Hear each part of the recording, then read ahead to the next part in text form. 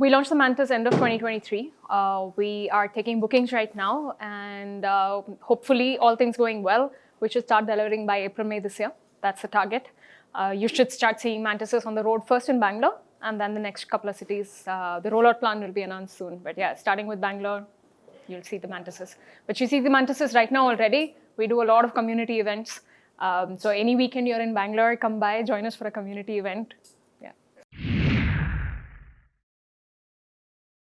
We've seen this segment, so I'm referring to very largely in the 200 to 500 cc space of even traditional equivalent motorcycles, right? Growing very fast, much faster than the rest of the two-wheeler market. It has recovered spectacularly, whereas if you see the commuter or even the executive class of motorcycles, they've not recovered as much even post-pandemic. And this class, despite ABS, despite BS6, despite all of that, has recovered really, really fast. So I think the consumer really wants this kind of a power of a motorcycle.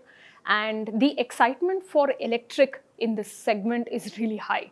You have community events and track days, and people ride the bike for say 7-10 kilometers. They get off the bike and they're like, I want to book the bike right now, right? That's the kind of sentiment you have for this kind of space of motorcycle. It's very exciting, and I think we're right at the right time for bringing something electric in this space.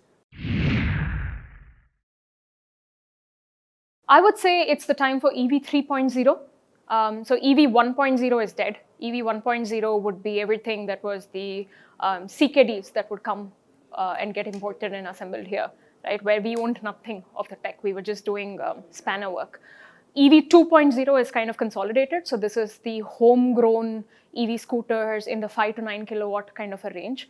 EV 2.0 is consolidating now. So now is a time for EV 3.0. So there is enough and more awareness about the potential of electric vehicles in the two-wheeler space.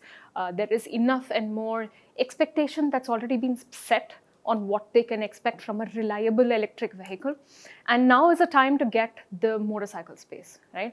2/3 of our two-wheelers are motorcycles. So it's high time we electrify them. So it's now time for EV 3.0. Easily in the performance segment, so early, like this 200 to 500 cc space, in the next 5 years, easily 20%. Easily 20%. Where we would see, say for example, in a B2B scooter application, upwards of 80% happening in the next 5-6 years, just like it has happened with rickshaws now, because the TCO is working, the gross margins are working, the business is working and all of that. In that kind of space, you would see 80%. In the mid-segment performance sort of electric vehicles, you would see 20% of ICE easily being electric.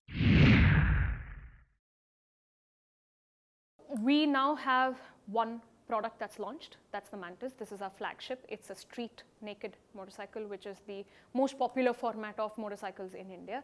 We now have a capacity right now in Bangalore of about 5,000 units a year, but we expect that number to grow. We're looking at maybe multiple models in the same space. So our vision is electrifying this 200 to 500 cc space. Multiple models in this space, maybe growing up to lakh units a year. We're a bit of a strange sort of a beast in this space. We've raised very little money, maybe just not putting out numbers, but less than 1/10 of some of our closest competitors. We've been extremely capital efficient in that way. And a lot of our R&D work, of course, we amortize doing our other B2B work, so in other segments like defense and aerospace, right? So we will continue to be capital efficient. We will be raising capital. We are currently raising capital. You will continue to see motorcycles from us. We are not going to be entering other formats of vehicles for our own brand right now.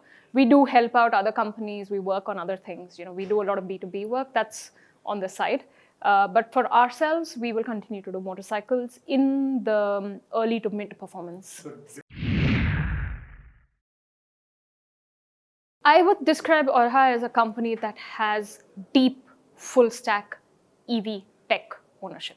And this could be EV anywhere, land, air, sea, whatever. Right? So for us, it's very important to have a very, very deep tech ownership.